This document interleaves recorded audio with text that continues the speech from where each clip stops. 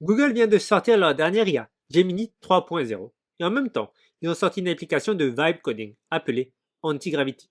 Vous devez l'avoir compris, dans ce tuto, on va voir comment utiliser l'application de vibe coding de Google Antigravity. Commençons. On va commencer par installer Google Antigravity. Donc allez sur antigravity.google. Une fois sur cette page, vous allez en haut à droite pour télécharger et vous choisissez la version qui vous intéresse. Là, c'est pour les Mac, ici Windows et là, Linux. Donc moi, je suis sur Mac. Une fois le fichier téléchargé, vous l'ouvrez. Et donc moi, je fais passer Antigravity dans l'application. Et je lance Antigravity. Il ne reste plus qu'à configurer Google Antigravity. Alors pour rappel, Google Antigravity, qu'est-ce que c'est? C'est une application dédiée au vibe coding. Je clique sur Next. Et là, on me dit, j'ai trois options. Donc, commencer tout nouveau, importer de VS Code ou importer de curseur. Donc moi, je commence de nouveau, je choisis Dark, me propose comment je veux utiliser Antigravity. Donc moi, je vais faire celui qui est recommandé. Next, Next. Maintenant, je signe avec mon compte Google. Maintenant, il me faut être patient. Next. Et voilà, on est sur Antigravity.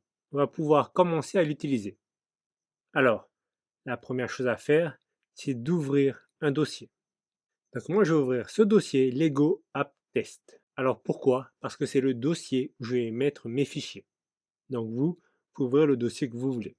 Alors moi, je l'ai créé dans mon bureau. Donc j'ouvre. Bien, on peut voir qu'on est dedans.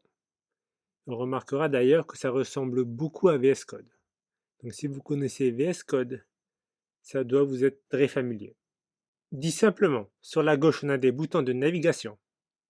Là, on aura nos fichiers. Là, on aura le code, le script. Sur la droite, qu'est-ce que c'est? C'est l'AI agent. Donc, ici, vous pouvez d'abord choisir si vous voulez que votre AI agent planifie ou qu'il soit extrêmement rapide. On va mettre planifier, c'est mieux. Et là, quelle IA vous voulez? Vous avez Gemini 3 Pro High, Gemini 3 Pro Low.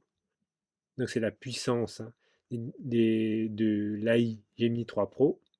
Claude Sonnet, donc c'est Claude Anthropique. Encore Claude Sonnet 4.5 Thinking, donc beaucoup plus puissant. Et vous avez même GPT O2S. Alors, qu'est-ce que c'est? C'est le LLM de OpenAI, libre de droit d'auteur. Donc celui qui est open source. Donc bien sûr, on va prendre le plus puissant qui est. Donc j'ai mis 3 Pro. Donc bien sûr, si vous voulez, vous pouvez créer vos fichiers manuellement et coder vous-même. Mais ce n'est pas l'objectif de ce tuto. Ce tuto, c'est de venir là et de lui dire quoi faire. Donc moi, je lui dis donc un simulateur pour créer des Lego. Vous allez voir, c'est très interactif et surtout, pouvoir le faire sans effort avec une application, c'est tout simplement incroyable. Donc je lance. Et maintenant, qu'est-ce que j'ai à faire? Rien du tout. Juste à regarder et être patient. On peut voir sur la droite Gemini 3 Pro réfléchir et se lancer. Et là, regardez, il nous fait les tâches, il nous fait le plan. Et on peut voir qu'au fur et à mesure qu'il avance, les tâches sont cochées.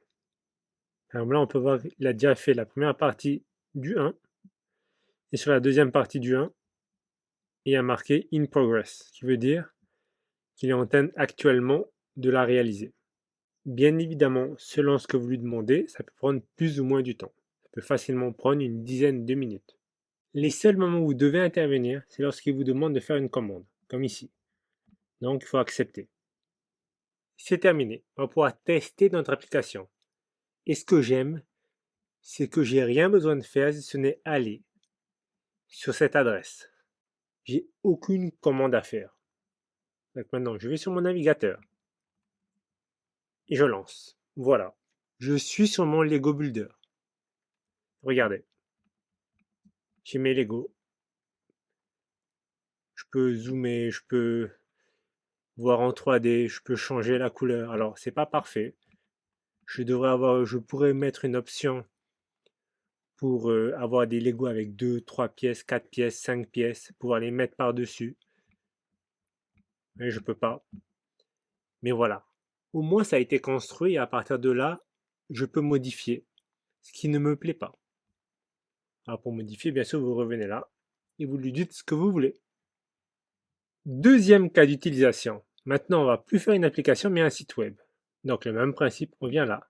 On met notre prompt. Alors, mon prompt, c'est donc je veux que tu crées le cycle de l'eau, donc un modèle interactif de simulation sur un site web. L'objectif de ce site est d'apprendre le cycle de l'eau. Et je lance. Donc comme tout à l'heure, il nous fait le plan, donc les tâches qu'il va suivre. On peut voir qu'il va faire ça en HTML, CSS, JavaScript. Il va aussi créer un fichier Markdown et il commence. Alors il m'a demandé si j'acceptais qu'il utilise le browser. Donc il m'a ouvert Google Chrome. Et maintenant il me demande d'installer une extension. Bien évidemment, je le fais. Donc c'est l'extension de Antigravity. Et voilà. Donc j'ai même pas besoin en fait d'ouvrir les fichiers. Il ouvre pour moi. Et on peut voir qu'il travaille dessus. J'adore. Très bien, c'est terminé. Alors là on a notre fichier index. Et il nous a aussi fait une marche à suivre. Donc là voilà.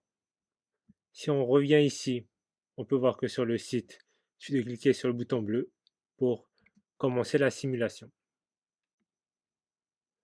Donc si on clique sur les titres, on peut voir ce qui se passe. Alors bien sûr, ça peut être amélioré, mais pour un petit prompt d'une ligne ou deux, c'est pas mal du tout. C'est vraiment, enfin, je suis vraiment surpris par la qualité du travail d'Antigravity de Google. C'est tout simplement exceptionnel ce qui se passe. Je ne sais pas si vous vous rendez compte aujourd'hui à quel point c'est facile de créer des sites web et des applications. Je sors mon chapeau à tous les ingénieurs de Google. Cette vidéo est terminée. J'espère que vous l'avez appréciée. N'hésitez pas à me laisser un commentaire pour me dire comment vous utilisez Antigravity de Google. Au revoir.